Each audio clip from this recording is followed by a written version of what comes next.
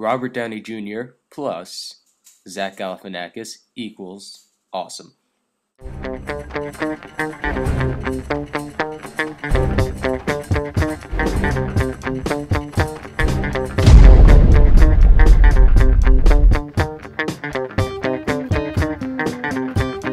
Finally, a movie that made me crack up and maybe even enjoy it just a little bit more than The Hangover. When I found out that this movie was a comedy starring Robert Downey Jr. and Zach Galifianakis, two of my favorite people on the planet, and that it was directed by Todd Phillips, I nearly shit my pants. And when I got advanced screening passes from my good friend Ezra's Huge Reviews, link in the other bar, I literally shit my pants. Okay, well not literally, but I was very, very close to it. I was counting down the minutes to the day that I was going to go see this movie, and to a point where I was getting like too excited, and then I actually started to try and get less excited on purpose, but I loved the movie anyway.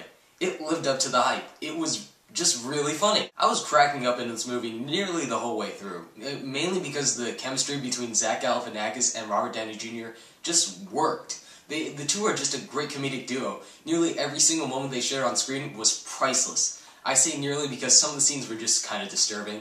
When the tagline says, "Leave your comfort zone," they're serious about that. There's this one scene involving Zach Galifianakis' dog that is just plain weird, and it's not the scene where Robert Downey Jr. spits on him. So yeah, you actually do have to leave your comfort zone in order to sit through the movie. Don't worry, the uncomfortableness is hilarious. The story itself was pretty mediocre. I mean, I've seen it done several times before. It's just two guys on a road trip, they couldn't get on a plane. I mean, come on, it was done recently with Harold and Kumar. But, you know, it wouldn't have been as funny if it weren't for these two guys right here. They were funny. I can't say too much about this movie except that it's crude, hilarious, rude, kind of disturbing, and amazing. I don't know if I'm praising this movie too much because I just had so much fun watching it. But, you know, from my experience, I loved it. I had a great time. I laughed my ass off. I saw it with a full crowd, too. So maybe that probably added to the experience and why I enjoyed it so much.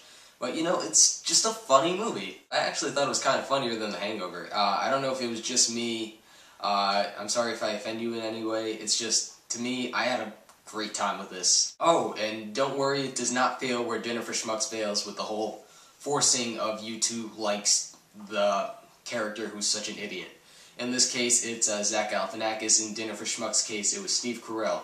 Towards the end of Dinner for Schmucks, I'm sorry I'm bringing this into it, but I was kind of getting annoyed with it because it was being very forceful of making us like Steve Carell's character, even though he was just a total idiot.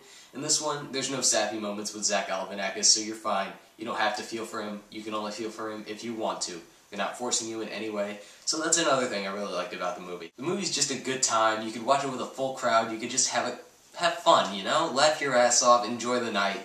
I'd give it 4 out of 4 stars. I really enjoyed it. I'm the freaking film critic, and so long.